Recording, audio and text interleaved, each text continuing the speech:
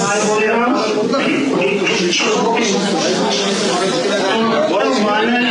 বাংলাদেশ প্রবাসী যারা আছেন, বিজয় দিবসে আন্তরিক শুভেচ্ছা জানাচ্ছি।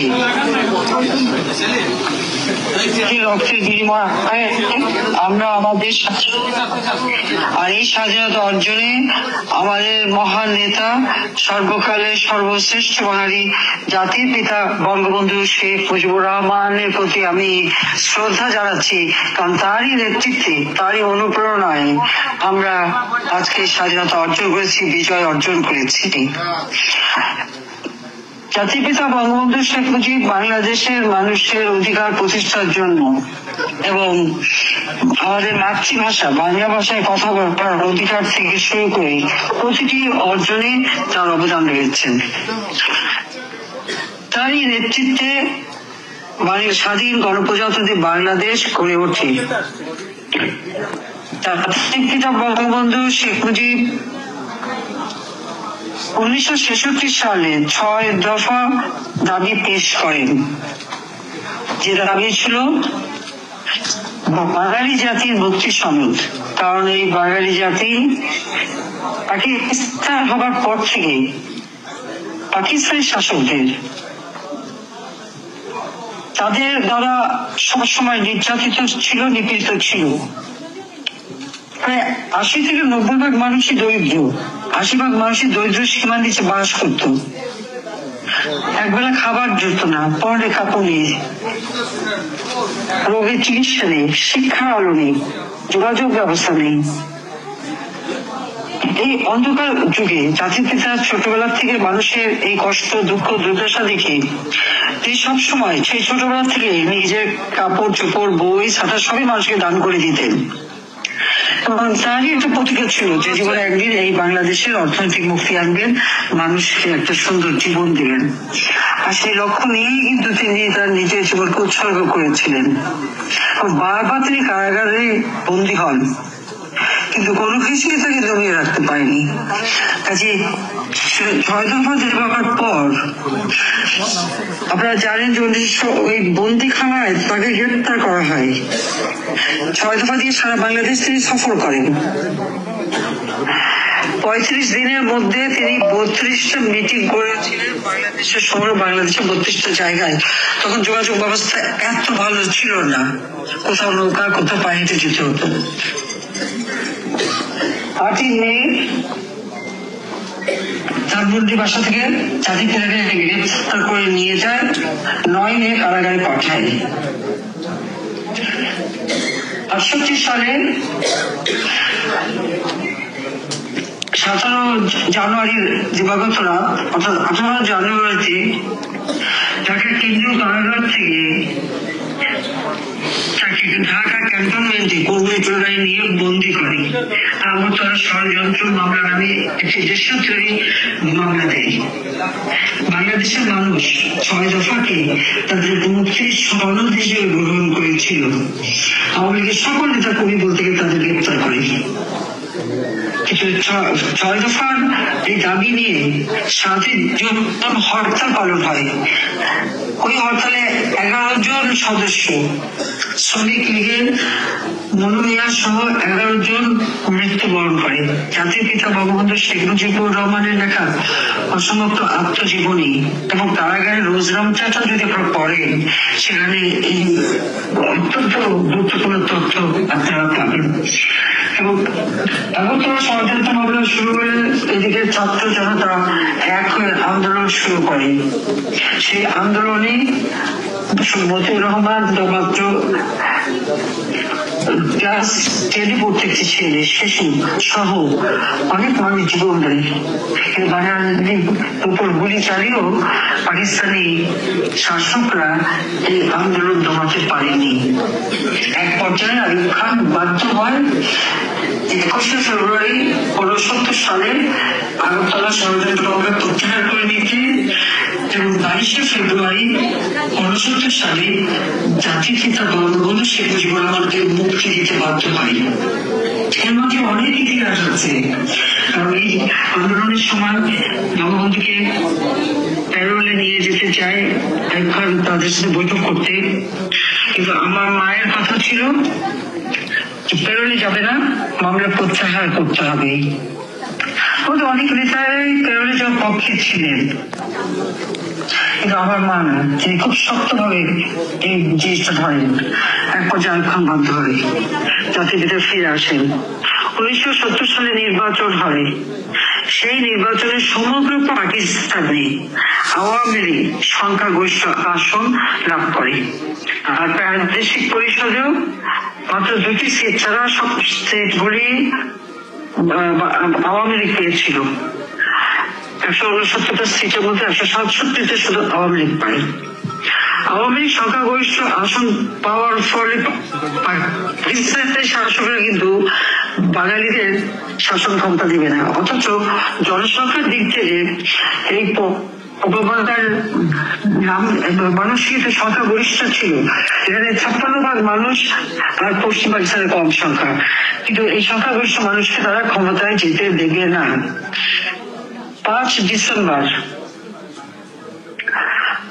70 সালে জাতির পিতা বঙ্গবন্ধু শেখ মুজিবুর রহমান যখন সরদি সাহেবের মৃত্যুবার্ষিকীতে বক্তৃতা দেন, সেই দিন তিনি ঘোষণা দেন যে এই ভূখণ্ড পূর্ববঙ্গের নাম হবে, এই পূর্ব পাকিস্তানের নাম হবে বাংলাদেশ।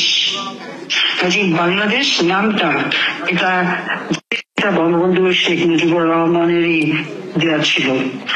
এবং যখন 70 নির্বাচন হয় এবং আওয়ামী লীগ সংখ্যাগরিষ্ঠতা পায়, তখন যখন ক্ষমতা দেয় না, এবং জাতির পিতার দাবি ছিল যে আমাদের এই বাংলাদেশের মাটিতেই অর্থাৎ পাকিস্তানেই অর্থাৎ পূর্ববঙ্গে জাতীয় পরিষদের বৈঠক হবে। আচমকা এই জাতীয় পরিষদের বৈঠক ইয়াহিয়া খান বন্ধ করে দেয়। আইয়ুব খানের পতন ঘটে আগরতলা ষড়যন্ত্র মামলায় জাতির পিতাকে মুক্তি দেওয়ার পর আইয়ুব খান পদত্যাগ করতে বাধ্য হয়। ইয়াহিয়া খান ক্ষমতা নেয়, মার্শাল ল জারি করে, এবং সেই সময় ইয়াহিয়া খান নির্বাচন দেয়। নির্বাচনের কতগুলি শর্ত দেওয়া হয়। আমাদের অনেকেই তখন এই শর্তের বিরুদ্ধে ছিল যে শর্ত মেনে নির্বাচন করা না, কিন্তু বঙ্গবন্ধু শেখ মুজিবের চিন্তা ছিল যে শর্ত দিলেও আমরা নির্বাচন করব, কারণ বাঙালির নেতা কে, বাঙালির কথা কে বলবে সেটা সম্পূর্ণভাবে নিশ্চিত হওয়া দরকার। এবং সেই কথা চিন্তা করতে ইলেকশন করেন, জয়লাভ করেন। কিন্তু যখন ইয়াহিয়া খান চাল মারা শুরু করে এবং ভুক্ত বিশেষ করে সে এই নির্বাচিত প্রতিনিধির ক্ষমতা দিতে দেবে না, জাতীয় সংসদ বসার ঘোষণা দিয়েও আচমকা এটা বাতিল করে দেয়। পয়লা মার্চে জাতীয় পিতা তখন মিটিং এবং আমাদের জাতীয় সংসদের নির্বাচিত প্রতিনিধি, প্রাদেশিক পরিষদের নির্বাচিত প্রতিনিধিদের যখন সভা করছেন, 3রা জানুয়ারি সহজে উদ্যানে একটা শপথ অনুষ্ঠান হয় নির্বাচনে জয়ী হবার পর। সে শপথ ছিল বাঙালিদের মুক্তির কথা এবং সহজভাবে বাস্তবায়নের কথা। কিন্তু 70 নির্বাচনে যখন সংখ্যাগরিষ্ঠতা পেয়ে সকল সরকার সদস্যরা, প্রাদেশিক পরিষদ এবং জাতীয় পরিষদের সদস্যরা শপথ নেন, তখন কিন্তু ইয়াহিয়া খান কোনো মতেই বাঙালিদের ক্ষমতা দেখবে না। 1 মার্চ যখন এই জাতীয় সংসদ বন্ধ করে দেয়, জাতির পিতা 3রা মার্চ মিছিল সভা করেন এবং ঘোষণা দেন 7ই মার্চ তিনি বক্তৃতা দেবেন। 1971 সালের 7ই মার্চের সেই ঐতিহাসিক ভাষণ, যে ভাষণের মধ্য দিয়ে তিনি আমাদের বাঙালি জাতি যে পাকিস্তান দ্বারা শোষিত, বঞ্চিত, নির্যাতিত সে ইতিহাস তুলে ধরেন। পাশাপাশি আগামী দিনে কি আমাদের করণীয় এবং এই আন্দোলন করতে যে কিভাবে বাঙালি নিধন হয়েছে, পাকিস্তানি শাসকরা বাঙালিদের উপর অত্যাচার করেছে, সেই কথা তিনি তুলে ধরেন। জাতির পিতা বঙ্গবন্ধু সেই ঐতিহাসিক ভাষণে তিনি ঘরে ঘরে দুর্গ গড়ে তোলার নির্দেশ দেন, যার যা কিছু আছে তাই নিয়ে প্রস্তুত হবার নির্দেশ দেন এবং সমগ্র বাংলাদেশে জেলা এবং থানায়, তখন উপজেলা বলে কিছু ছিল না, জেলা, মহকুমা এবং থানা ছিল, প্রত্যেক জেলা ও মহকুমা এবং থানায় আওয়ামী লীগের নেতৃত্বে সংগ্রাম পরিষদ গড়ে তোলার নির্দেশ দিয়েছিলেন এবং বাংলাদেশের জাতিপিতা যে কথা বলতেন সেই কথাই মেনে নিত। এবং সবচেয়ে বড় কথা, সেই সময় সবচেয়ে গুরুত্বপূর্ণ যে কথা তিনি বলেছিলেন, তার শেষ লাইনটাই ছিল সবচেয়ে আমাদের জন্য, অর্থাৎ সমগ্র বাঙালি জাতিকে উজ্জীবিত করার জন্য, সেটা হচ্ছে এবারের সংগ্রাম আমাদের মুক্তির সংগ্রাম, এবারের সংগ্রাম আমাদের স্বাধীনতার সংগ্রাম। সেই থেকেই কিন্তু আমাদের স্বাধীনতা। এরপর অসহযোগ আন্দোলন চলতে থাকে। 25শে মার্চ পাকিস্তানি হানাদার বাহিনী তারা সশস্ত্রভাবে নিরস্ত্র বাঙালির উপর ঝাঁপিয়ে পড়ে। রাজারবাগ পুলিশ কেন্দ্র, সেখানে সেই পুলিশের উপর হামলা করে, ঢাকা বিশ্ববিদ্যালয়ে হামলা করে, হামলা করে। যখন পুলিশ প্রথম হামলাটা করার সাথে সাথে জাতির পিতা বঙ্গবন্ধু শেখ মুজিবুর স্বাধীনতার ঘোষণা দেন। এই ঘোষণা সেটা রাজনৈতিক 32 নম্বর বাড়ি থেকে তিনি তখন, এখন যেটা বিজিবি অর্থাৎ বিডিআর, তখন ছিল ইপিআর ফাঁড়ি, সেটা হচ্ছে পিলখানা ইপিআর ফাঁড়ি। এই ইপিআর এর সুবিধার মেজর শওকত আলী সহ তার 4-5 জন সাথে নিয়ে বঙ্গবন্ধুর নির্দেশে সেখানে অপেক্ষা করতে থাকে ওয়্যারলেস সেফটি নিয়ে। বঙ্গবন্ধু শেখ মুজিব স্বাধীনতার এই ঘোষণাটা টেলিফোনের মাধ্যমে সেই ওয়্যারলেসে পৌঁছে দেন, সকলে সেটা গ্রহণ করে এবং মগবাজারে যেটা ওয়্যারলেস স্টেশন, তারই মাধ্যমে সমগ্র বাংলাদেশে পুলিশ স্টেশনগুলিতে ওই বার্তা তারা প্রেরণ করে। প্রত্যেকটা থানা, মহকুমা, জেলায় পুলিশ ফাঁড়ি থেকে ওই বার্তাটা আওয়ামী লীগের যে সংগ্রাম পরিষদ, সেই সংগ্রাম পরিষদের হাতে ওই বার্তাটা পৌঁছে দেয়।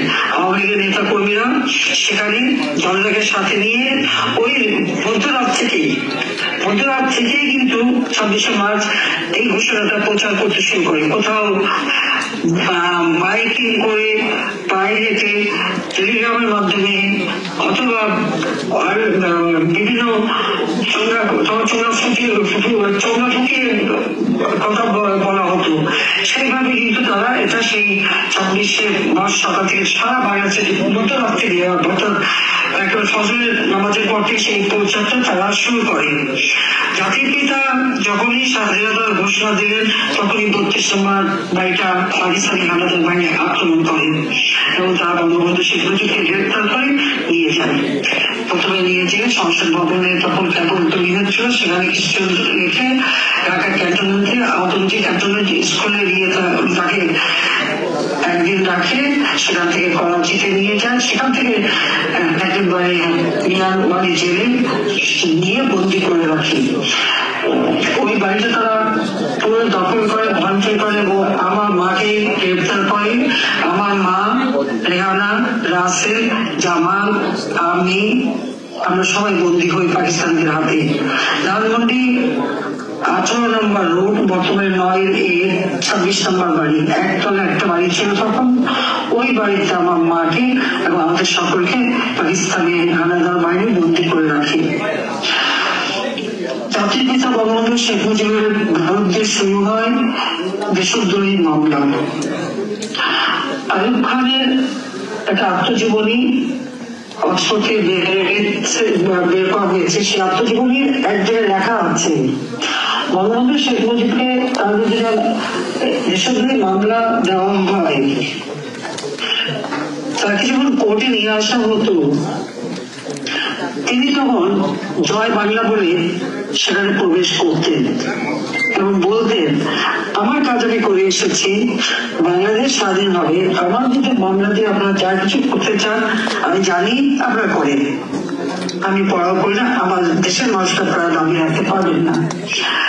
জাতির পিতার নির্দেশ এবং পরিকল্পনা অনুযায়ী জাতীয় পরিষদ এবং প্রাদেশিক পরিষদের যারা সদস্যরা ছিলেন তারা সকলে মিলে সর্বপ্রথম 10 এপ্রিল গণপ্রজাতন্ত্রী বাংলাদেশ সরকার গঠন করে এবং 17 এপ্রিল মুজিবনগর, যেটা এখন মেহেরপুর বুদ্ধনাথ প্রাঙ্গণ, সেখানে এই গণপ্রজাতন্ত্রী বাংলাদেশ সরকার শপথ গ্রহণ করে। এই সরকার গঠন করা হয়েছিল। তখন আপনারা জানেন যে পাকিস্তানের হানাদার বাহিনী যখন গণহত্যা শুরু করেছিল 1 কোটির উপর মানুষ, তারা কিন্তু দেশ ছেড়ে চলে এসেছিল এবং ভারতে আশ্রয় নিয়েছিল। ভারতের প্রতিটি রাজনৈতিক দল এই বাঙালিদেরকে কিন্তু আশ্রয় দেয়, তাদের খাদ্য, তাদের নিরাপত্তা, সব ব্যবস্থা করেছিল। সেই সময় প্রধানমন্ত্রী ছিলেন ভারতের শ্রীমতী ইন্দিরা গান্ধী। তিনি নিজে বাঙালির পাশে দাঁড়ান এবং ভারতের সকল রাজনৈতিক দল তখন আমাদের মুক্তিকামী মানুষের পাশে দাঁড়িয়েছিল। আমাদের প্রবাসী যে সরকার গঠন হয় নির্বাচিত প্রতিনিধিদের দ্বারা, জাতির পিতা বঙ্গবন্ধু শেখ মুজিবুর রহমানকে রাষ্ট্রপতি, নজরুল ইসলাম উপরাষ্ট্রপতি, তাজউদ্দিন আহমেদ প্রধানমন্ত্রী এবং নজরুল আলী কামরুজ্জামান সহ এবং আমি খুবই মোস্তাক ছিল, সবাই মন্ত্রিত্ব পান এবং এই মন্ত্রিসভা শপথ গ্রহণ করেন এবং সেই শপথ গ্রহণে গার্ড অর্ডার দেয়। তখনকার পুলিশ অফিসার এবং আনসারের যারা কর্মকর্তা তারা মিলে সেখানে গার্ড অর্ডার দেওয়া হয় এবং সেখানে একটি বসে এই স্বাধীন প্রজাতন্ত্রী বাংলাদেশ সরকার রাষ্ট্র পরিচালনা শুরু করে। কলকাতায় সেটা হেডকোয়ার্টার হয়। পাশাপাশি ইংল্যান্ডে, আমেরিকা, ইউরোপ বিভিন্ন দেশে বাঙালিরা যে যেখানে ছিল তারা মুক্তিকামী মানুষের পাশে দাঁড়ায়। সেই সাথে আমাদের বিভিন্ন বিদেশে বন্ধুরা তারা আমাদের পাশে দাঁড়ায়। যদিও আমেরিকান সরকার পাকিস্তানের পক্ষে ছিল, এমনকি তারা 7 ফ্লিট পাঠাতেও চেষ্টা করেছিল, কিন্তু আমেরিকার জনগণ, সাধারণ জনগণ তারা কিন্তু বাঙালির মুক্তিকামী বাঙালির পাশে দাঁড়িয়েছিল। সেই বক্তৃতা এবং গান, এই গান ঐতিহাসিক গান ছিল এবং আমাদের স্বাধীন বাংলা বেতার কেন্দ্র পরিচালনা করা হতো। সেখানে চরমপত্র ঘোষণা হতো এবং প্রতিদিন মুক্তিকামী মানুষের গান গিয়ে মানুষকে উজ্জীবিত করা হতো এবং জয় বাংলা রেডিও স্টেশন চালু করার সাথে সাথে জয় বাংলা স্লোগান, জয় বঙ্গবন্ধু স্লোগান দিয়ে কিন্তু এটা চালু হতো এবং এবারের সংগ্রাম, মুক্তির সংগ্রাম, এবারের সংগ্রাম, স্বাধীনতার সংগ্রাম, প্রতিদিন জাতির পিতা বঙ্গবন্ধু শেখ মুজিবের এই কণ্ঠ বাজানো হতো। দীর্ঘ 9 মাসের যুদ্ধে পাকিস্তানি হানাদার বাহিনী গ্রামের পর গ্রাম জ্বালিয়ে পুড়ে সরকার করে দেয়। আওয়ামী লীগের কোন নেতা কর্মী বাড়ি ঘর ছিল, আমার দাদার বাড়ি আন্তর্পরিবার থেকে শুরু করে গ্রামে গ্রামে এবং শহরে সমস্ত মানুষের ঘর বাড়ি চালানোর পর আন্দোলন ঠিক এই 2024 সালে বিএনপি, জামাত আর ইংরেজ বাহিনী যা করছে ঠিক এই একই কাজ তারা করেছিল এবং সেই সাথে গণহত্যা করে। এমনকি কে মুসলমান কে হিন্দু খুলে পাকিস্তানের হানাদার বাহিনী তাও পরীক্ষা করতো। ঠিক আজকের যে চিত্র আপনারা বাংলাদেশে দেখেন, মনে হয় যে সেই 71-এর সেই চিত্রই আমরা দেখতে পাচ্ছি এবং সেই সময় তাদের যে অত্যাচার, নির্যাতন, মানবাধিকার লঙ্ঘন সারা বিশ্ব বিবেচিত জেগে উঠছে এবং সাধারণ মানুষ সারা দেশের আমাদের পাশে দাঁড়ায়, আমাদেরকে সহযোগিতা করে এবং আমাদের বন্ধুপ্রতিম দেশগুলি আমাদের পাশে এসে দাঁড়ায়। গণপ্রজাতন্ত্রী বাংলাদেশ সরকার পরিচালনা সুষ্ঠুভাবে করে এই 16 ডিসেম্বর সে প্রেরিত বাহিনী আমাদের সাথে, ভারতীয় তারা আমাদের পাশে দাঁড়ায়। এরই মধ্যে আবার 3রা ডিসেম্বর থেকে আপনারা জানেন যে পাকিস্তান আর ভারতের মধ্যে যুদ্ধ শুরু হয়।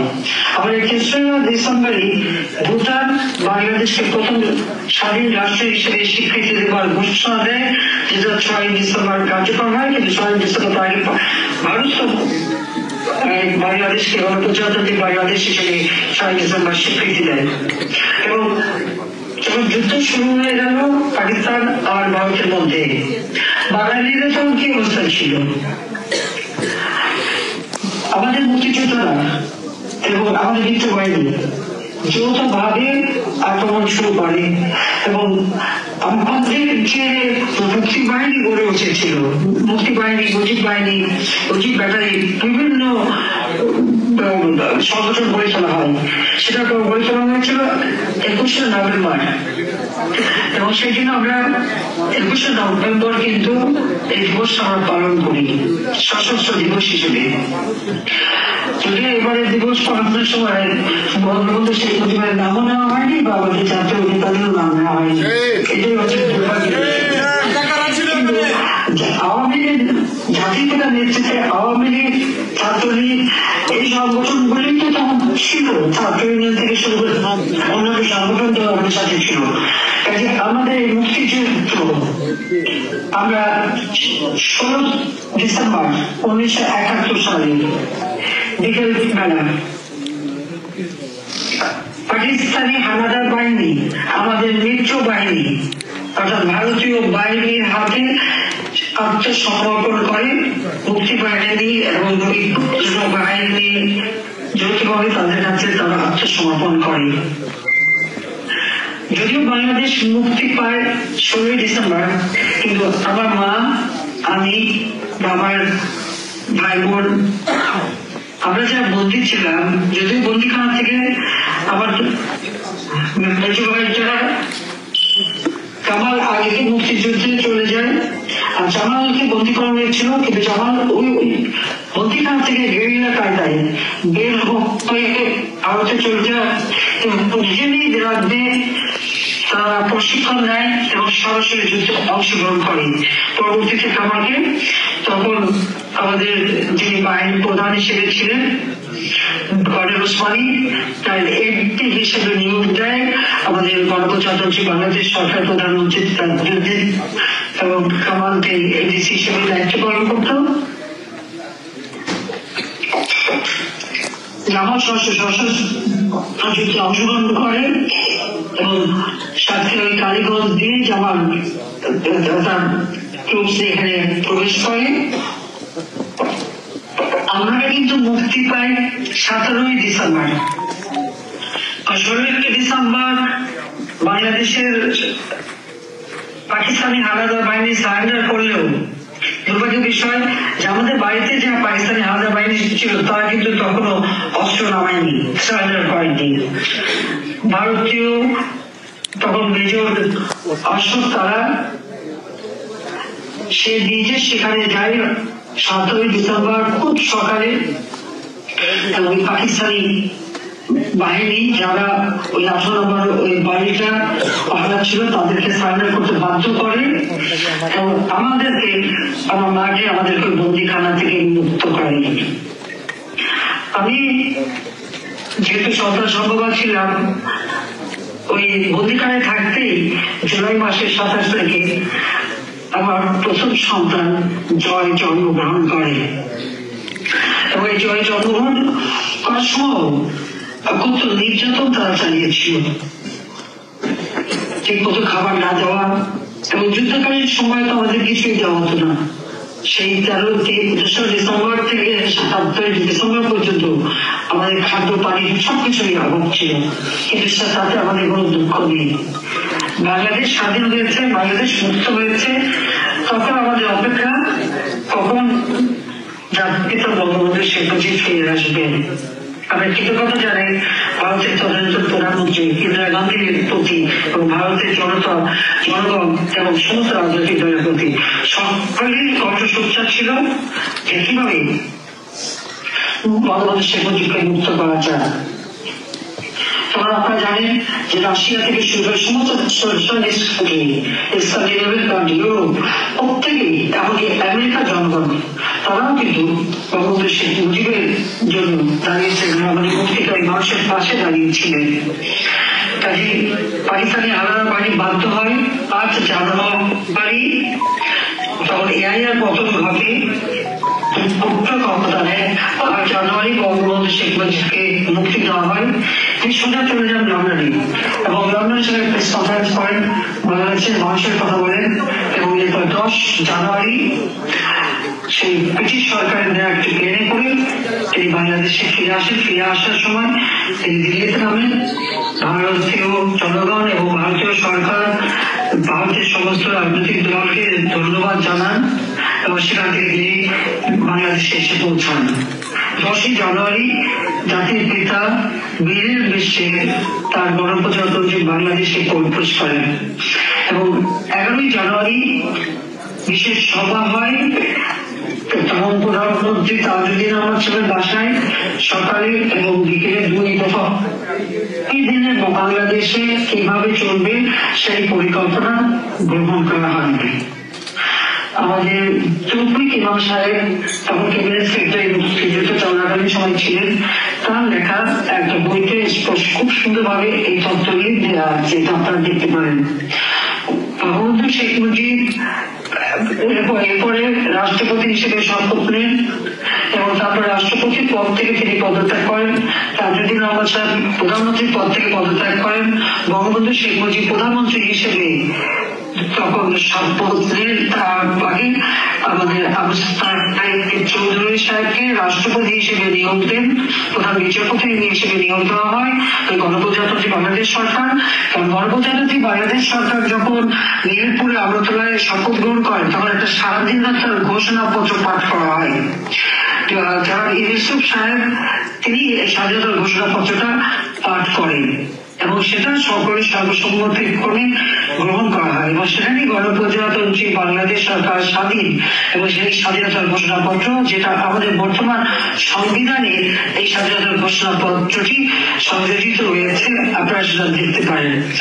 সেই ঘোষণাপত্রের ভিত্তিতে তখন সিদ্ধান্ত হয় এখানে মানে একটা পার্লামেন্টারি সিস্টেম অফ গভর্নমেন্ট করবে, এইভাবেই করা হয়। প্রাদেশিক পরিষদে নির্বাচিত প্রতিনিধি এবং জাতীয় পরিষদে নির্বাচিত প্রতিনিধি অর্থাৎ ন্যাশনাল অ্যাসেম্বলি এবং প্রভিন্সিয়াল অ্যাসেম্বলি যত সংসদ সদস্য ছিল নির্বাচিত প্রতিনিধিরা, এখানে 300 ওখানে প্রায় 157টা, সকলকে মিলে তখন একটা পার্লামেন্ট বসে সংবিধান প্রণয়ন করার জন্য, যে সংবিধানের ভিত্তিতে বাংলাদেশ চলবে। একটা গণপরিষদ এবং সেই গণপরিষদে একটা কমিটি করে দেওয়া হয়, সেই কমিটি সংবিধান প্রণয়ন করেন। 72 সালের 4 নভেম্বর সেই সংবিধান প্রণয়ন করা হয়। 1941 ডিসেম্বর থেকে সেই সংবিধান কার্যকর, অর্থাৎ বিজয় দিবস যখন আমরা পালন করি তখন থেকে সেই সংবিধান কার্যকর করা হয়। আর সেই সংবিধানের ভিত্তিতে বাংলাদেশ পরিচালিত হতে থাকে। এই সংবিধান সকল মৌলিক অধিকার আছে, পল্লী অঞ্চলে বিদ্যুতের কথা আছে, শিক্ষার বিষয় আছে, স্বাস্থ্যের বিষয় আছে, অর্থনৈতিক বিষয় আছে, সমস্ত বিষয়গুলি দিয়ে এই সংবিধানটা প্রণয়ন করা হয়েছিল। যেখানে বাংলাদেশ হবে একটা সাম্প্রদায়িক চেতনার দেশ, সকল ধর্ম বর্ণ নির্বিশেষে সকলের অধিকার থাকবে এবং অনগ্রসর যে সমস্ত গোষ্ঠী আছে তাদের অধিকারের কথা বলা হয়েছে। সার্বিকভাবে আর্থসামাজিক উন্নয়নের কথা এই সংবিধানে দেওয়া আছে এবং এই সংবিধানের ভিত্তিতেই 1973 সালে জাতির পিতা বঙ্গবন্ধু শেখ মুজিব পুনরায় নির্বাচনে প্রকৃতপক্ষে কোনো বিপ্লবের প্রকল্প কখনোই এভাবে এত দ্রুত নির্বাচন দেওয়া হয় না। জাতির পিতা বঙ্গবন্ধু শেখ মুজিব স্বাধীন চেতা মানুষ ছিলেন, জনগণের স্বাধীনতাকে বিশ্বাস করতেন। তাই স্বাধীন বাংলাদেশে পুনরায় নির্বাচন দিয়ে আবার যাতে ক্ষমতা পরিচালনা করা যায় সালে রাষ্ট্র ছিল, সেই পদক্ষেপ তিনি নিয়েছিলেন। এবং 73 সালের নির্বাচনেও আপনারা জানেন যে আওয়ামী লীগ সংখ্যাগরিষ্ঠতা পায় এবং আওয়ামী লীগের বিরুদ্ধে মাত্র 9টা সিটে অনেকে জয়লাভ করে। এরপর শুরু হলো বিধ্বস্ত দেশ গড়া, রাস্তাঘাট নেই, পুল ব্রিজ নেই, সবকিছু ধ্বংসপ্রাপ্ত। আজকের মতো এত রাস্তা, এত যোগাযোগ ব্যবস্থা কিছুই ছিল না। তারপরে হাহাকার, মানুষের খাবার নাই, খেতে ফসল হয় না 9 মাস। আমাদের বন্ধু প্রতিম দেশ তারা আমাদের সাহায্য করে, এই ভারত, সিরিয়া এবং বিভিন্ন দেশ থেকে আমাদের জন্য খাদ্য সাহায্য আসে। আমাদের এমনকি যোগাযোগ ব্যবস্থার জন্য জাহাজ, সেনাবাহিনী, নৌবাহিনী, বিমান বাহিনী জাতিপিতা বঙ্গবন্ধু শেখ মুজিব করে চলে যুগোস্লাভিয়া থেকে শুরু করে বিভিন্ন দেশ ভাষা সাহায্য প্রত্যেকে এগিয়ে আসে। আমাদের সশস্ত্র বাহিনী তিনি গড়ে তোলেন। মিলিটারি একাডেমির ভিত্তিপ্রস্তর স্থাপন করেন, চট্টগ্রাম জায়গাটা তিনি দেখে রাখেন। কুমিল্লা ক্যান্টনমেন্টে প্রথম এই ভিত্তিপ্রস্তরটা তিনি স্থাপন করেন। পাসিং আউট প্যারেন্টসে যে ঐতিহাসিক ভাষণ দিয়েছেন, এই ভাষণটাও কিন্তু সকলের শোনা দরকার।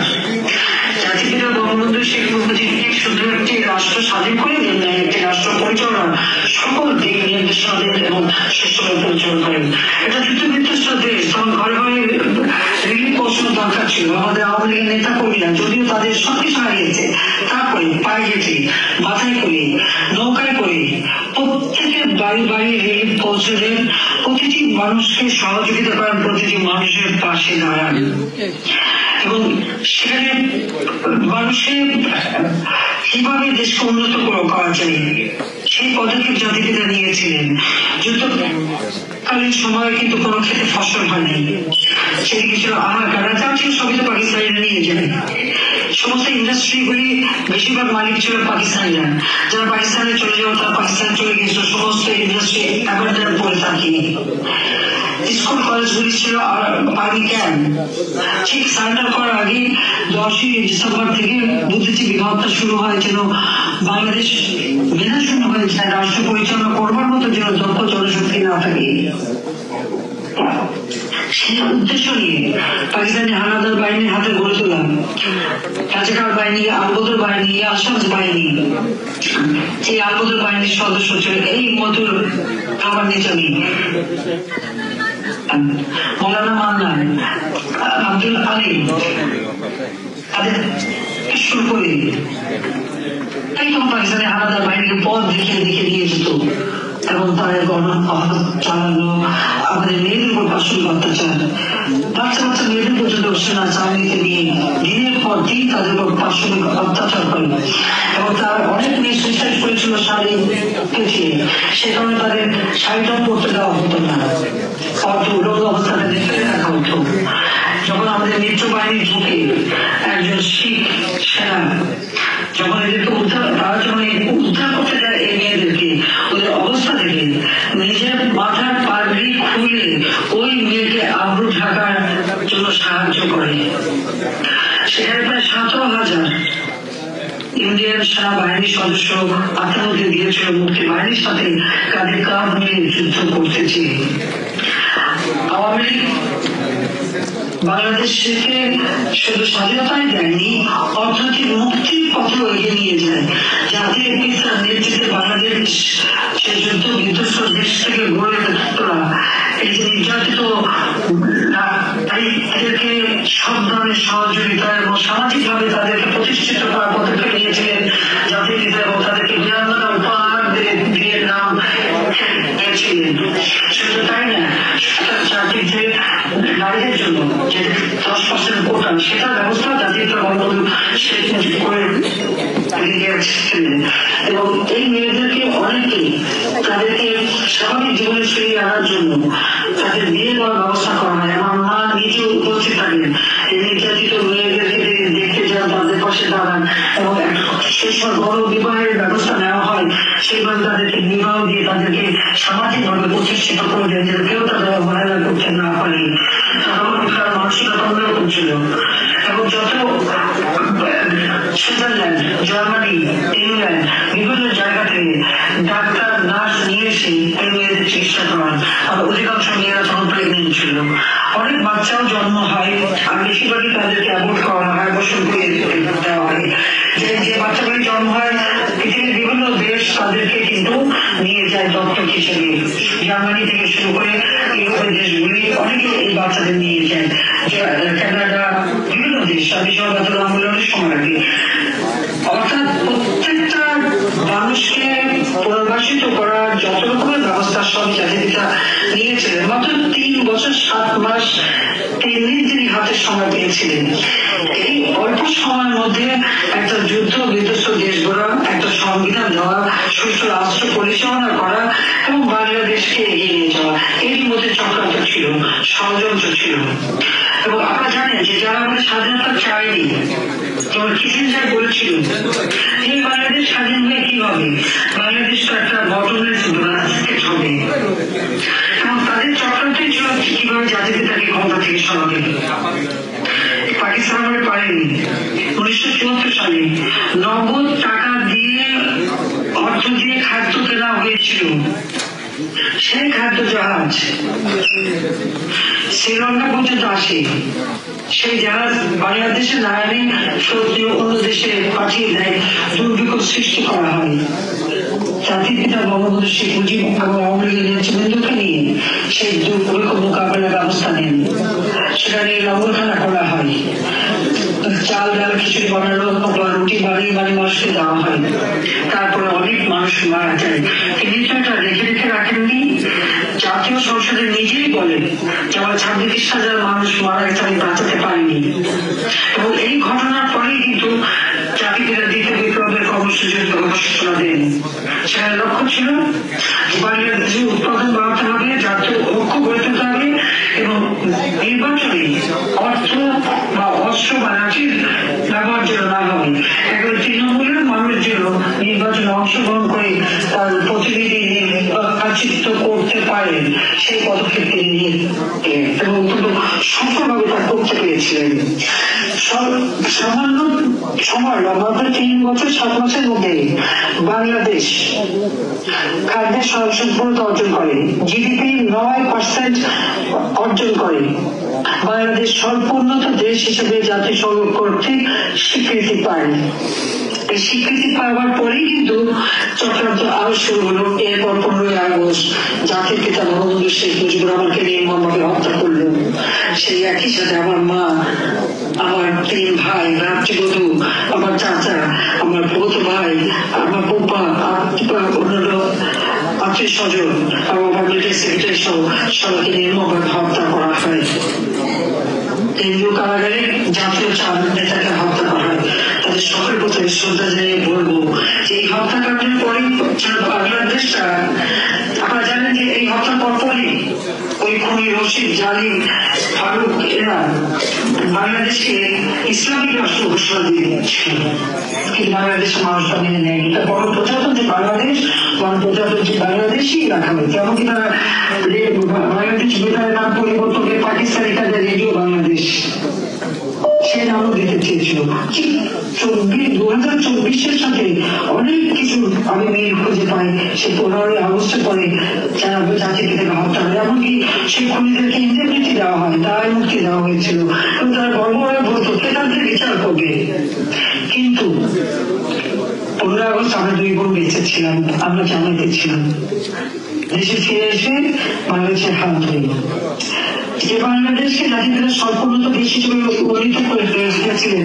আর বাংলাদেশে তখন হত্যা, কুষদের রাজনীতি, মুক্তিযোদ্ধাদের হত্যা করা, আমাদের নেতা কর্মীদের চর্চা, নির্যাতন বারবার ভোগ করতে পেরেছে। 21 বছর সরকার গঠন করি, এরপর আবার দ্বিতীয়বার 2009 সরকার গঠন করি। এই বাংলাদেশকে 2009 থেকে 2021-এ যখন আমরা 2020-এ জাতির পিতার জন্ম শতবার্ষিকী উদযাপন করি, যখন আমরা 2021 সালে স্বাধীনতা সুবর্ণ জয়ন্তী উদযাপন করি, সেই সময় কিন্তু বাংলাদেশ উন্নয়নশীল দেশের মর্যাদা পায়। এটাই ছিল আমাদের সবচেয়ে বড় অর্জন, যে মাত্র 15 বছরের মধ্যে বাংলাদেশ আজকে বদলে যাওয়া বাংলাদেশ। যাদের বয়স 15 বছর, 20 বছর বা 25 বছর, তারা যদি একবার চিন্তা করে যে 2008 পর্যন্ত বাংলাদেশ কি অবস্থা ছিল, 2001 থেকে 8 বাংলাদেশের জন্য একটা কালো অবস্থায় ছিল। জঙ্গিবাদ, সন্ত্রাস, সেই বাংলাবাড়ি, 500 জায়গায় একসাথে বোমা হামলা, গ্রেনেড হামলা, কিবলা সাক্ষ্য হত্যা, আমাদের বিভিন্ন নেতাকে হত্যা, এই ধরনের খুনিদের রাজত্বই ছিল। আর 2009 থেকে ধারাবাহিকভাবে গণতান্ত্রিক ধারা অব্যাহত ছিল, যার জন্য আর্থ সামাজিক উন্নয়ন আমরা করতে পেরেছি এবং বাংলাদেশ উন্নয়নশীল দেশের মর্যাদা পেয়েছে। এই উন্নয়নশীল দেশ হিসেবে আমাদের যাত্রা শুরু হওয়ার কথা 2026 সালে। আপনারা একটা জিনিস লক্ষ্য করেন, যখন জাতিপিতা বাংলাদেশকে সর্বোন্নত দেশের মর্যাদা এনে দিলেন, তারপরে কিন্তু চট্টগ্রাম ধরে 15ই আগস্ট। আর ঠিক যখন আমরা উন্নয়নশীল দেশ হিসেবে মর্যাদা পেলাম এবং ঘোষণা দিলাম 2041 সালের মধ্যে বাংলাদেশ হবে স্মার্ট বাংলাদেশ এবং উন্নত বাংলাদেশ, এরপরে কিন্তু তো চক্রান্ত শুরু।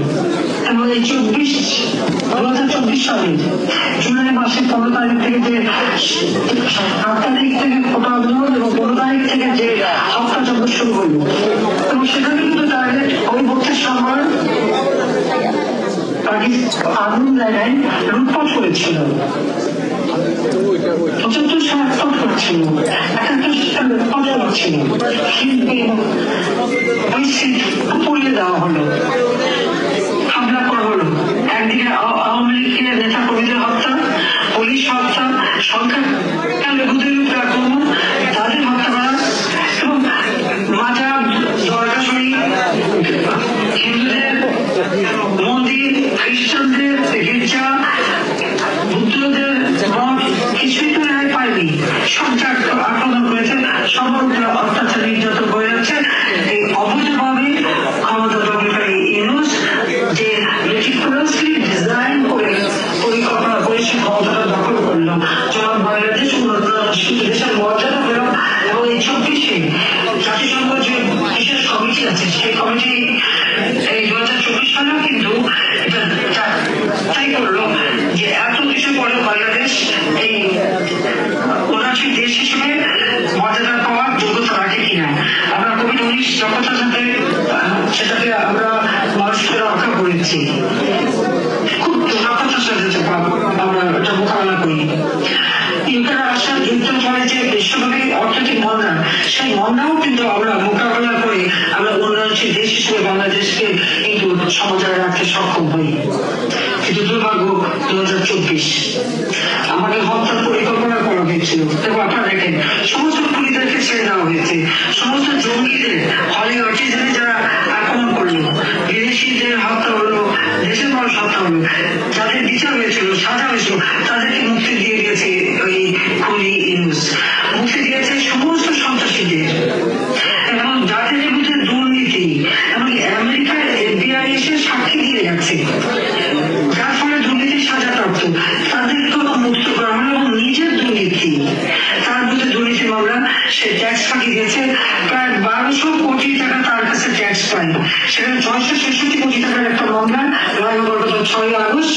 5ই আগস্ট আন্দোলনের নামে সেই গণভবন আক্রমণ কোনো মতে মাত্র 20 মিনিটের জন্য বেঁচে গিয়েছিল, আর তারপর যে হত্যার যজ্ঞ চললো এবং ধ্বংসের যজ্ঞ চললো সারা বাংলাদেশে। আপনারা তো দেখেছেন ওই ক্ষমতা এসেই তার বিরুদ্ধে সব মামলা তুলে ফেললেন। এই হল বাংলাদেশের অবস্থা। আমি ইতিহাসে এই জন্য বললাম যে এই ইতিহাসটা আমাদের অনেকের এই বোধহয় মনে নেই, জানি না। মুক্তিযোদ্ধারা তাদের যে অবদান, জীবন বাজি রেখে পরিবার পরিজন ছেড়ে তারা চলে গিয়েছিল মুক্তিযুদ্ধ করতে। আমাদের তরুণ সমাজ, আমাদের ছাত্রী বহু নেতাকর্মী জীবন দিয়েছে, বাংলাদেশের বহু নেতাকর্মী এমনকি বাংলাদেশের অনেক জনগণ আত্মাহুতি দিয়েছে। তাদের কিছু ছিল না, পরনে কাপড় নেই, লুঙ্গি পরে খালি পায়ে কাদামাটি রেখে অস্ত্র নিয়ে ওই জাতিপিতা বলেন যার যা কিছু আছে তাই নিয়ে মোকাবেলা করো। বাঙালি সেই মোকাবেলা করেই কিন্তু এই দেশ স্বাধীন করেছে। এদেশ ওই কোনো কারণ ওই একটা হাসির ফুটে স্বাধীন হয়নি। দীর্ঘ 24 বছরের সংগ্রাম ও 9 মাসে মুক্তিযুদ্ধের বিজয়ের মধ্য দিয়ে আমাদের বাংলাদেশ স্বাধীন। আজকে বাংলাদেশ আমাদের উন্নয়নশীল মর্যাদা পেলাম, তখনই আবার সেই হায়না আবার বাংলাদেশের জনগণের উপর সবকিছু অর্থনীতিকে ধ্বংস করেছে, সমস্ত পরিবেশ ধ্বংস করেছে, বাংলাদেশকে আবার বিপদের জাতিতে পরিণত করছে।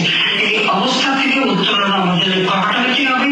আজকে বিজয় দিবসে এটাই আমাদের প্রতিজ্ঞা, এই প্রতিজ্ঞায় আমরা নেব যে জাতির পিতা বঙ্গবন্ধু শেখ মুজিবুর রহমান আমাদের যে স্বাধীনতা দিয়ে গেছেন, ৩০ লক্ষ শহীদের রক্তের বিনিময়, 2 লক্ষ মহামারীর ইজ্জতের বিনিময় যে স্বাধীনতা আমরা পেয়েছি, এই স্বাধীন বাংলাদেশ মাথা উঁচু করে বিশ্ব দরবারে চলবে। আজকে যে হায়না দল নেতৃত্বে যে জঙ্গি শাসন শুরু হয়েছে, এই জঙ্গিদের হাত থেকে বাংলাদেশকে মুক্ত করতে হবে। আবার জনগণকে ক্ষমতা দিতে হবে, জনগণের ক্ষমতায়ন, গণতন্ত্র ফিরিয়ে আনা এবং দেশকে আবার উন্নত দেশ হিসেবে গড়ে তোলা, সেই লক্ষ্য আমাদের বাস্তবায়ন করতে হবে। জাতির পিতার সেই স্বপ্ন সোনার বাংলা তো আমরা গড়ে তোলা একেবারে কাছে পৌঁছে গিয়েছিলাম, আবার আমরা পিছিয়ে গেছি, কিন্তু এটাও আমরা অবশ্যই ওভারকাম করতে পারবো। এখান থেকে উত্তরণ ঘটিয়ে বাংলাদেশকে আমরা এগিয়ে নিয়ে যাব। আজকে বিজয় দিবসে এই প্রতিজ্ঞা করছি। আপনাদের আমি গল্প শোনালাম, কারণ আমাদের তরুণ প্রজন্ম এই গল্প জানে না, সেই জন্যই আমি সবাইকে ধন্যবাদ জানাই ধৈর্য ধরে দীর্ঘ সময় আমার বক্তব্য শোনার জন্য। সবাইকে আমার আন্তরিক শুভেচ্ছা। আবারও জাতির পিতা বঙ্গবন্ধু শেখ মুজিবুর রহমান, লাখো শহীদ এবং নির্যাতিত মানব সকলের প্রতি আমার শ্রদ্ধা জানিয়ে এবং বাংলাদেশের জনগণের যে দুঃখ কষ্টের সীমা নেই, এখান থেকে তাদের উত্তরণ করুক, আবার বাংলাদেশের মানুষ মুক্তি পান, বাংলাদেশের মানুষের জীবন উন্নত